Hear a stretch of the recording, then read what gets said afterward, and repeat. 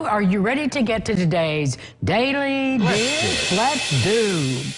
One of the most iconic dresses in movie history is being auctioned off, and of course, it is the Dorothys blue and white gingham dress, and this one even still has the white blouse to it. I don't know where that yellow blouse came from, but anyhow, it aged. The film was 1939, of course. The classic was The Wizard of Oz. This dress was gifted to a Catholic university in Washington, D.C. nearly 50 years ago, and that is a story, another big story, but anyway, the university lost it. It was missing since the late 80s, but was rediscovered last year by a retired drama professor who was sorting through, took the time during the pandemic to sort through boxes, and lo and behold, there's the dress with the tag that says Judy Garland's. The dress is expected to sell between $800,000 and $1.2 million. The proceeds will go to the very grateful drama department at the university. Wow. Isn't that a great story? I see a remodel of the drama department soon.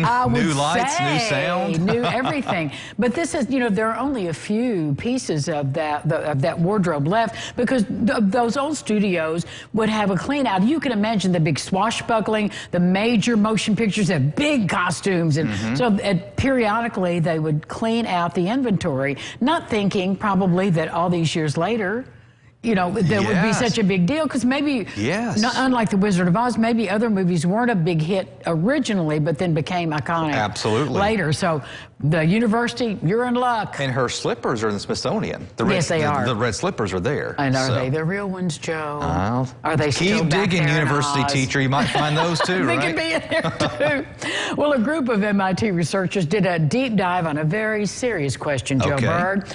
Is it possible to perfectly split an Oreo? They think that a person should be able to twist an Oreo cookie and get the cream perfect inside on both sides. So they built a machine called the Oreometer. Oh, wow. The Oreometer, everybody's going to want one. Yeah. It's designed to split an Oreo with a precise amount of torque and speed. Turns out, the machine can't do it either. The researchers say there is no predictable way to get the perfect split, because it all depends on the level of stickiness between the cream and cookie. Now, I know this solves every world problem. Well, I'd hope so.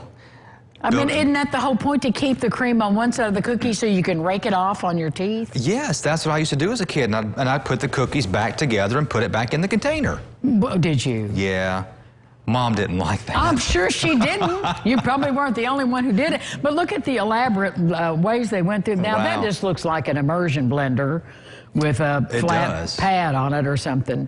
But I have heard that the reason they think this is the case, now this is all hypothesis, of course, I'm sure, is that they think there's just a line of cookie, and they squirt the cream on it, and as it goes down the line, then it gets another cookie on top. So you have more stickiness to one side than the other. Well, yeah, the side that got squirted, I would think it would mash down upon that. Correct. These are things that have been burning topics in our lives here. Now I can sleep. I can sleep. Can you? Well, that was a case of a Florida police officer that never thought he would land in the middle of. He's a suspect is a goat. We had the lassoing the cow the other day. The suspect was a goat with no desire to be taken into custody in Tallahassee. They tried to hurt him, but he was too quick, and they are. So he made a tactical error, though. He tried to elude the pursuing officers into an apartment building, and that's when the jig was up. Officers cornered the suspect goat. They took him into custody, and police say that doesn't come up much, that they're wranglers, but when you have a goat on the lam, you can do what you can do to get them off the streets. So, well, he needed to be like the lasso police officers the other day. Lasso he had watched enough of Yellowstone to know how to lasso the cow. And then we had the eviction notice with the raccoon and the trash can. It's just been an animal kind of week. We'll see what tomorrow brings, Yeah, right? no kidding, right? Oh, my goodness gracious. That cute little goat. Well,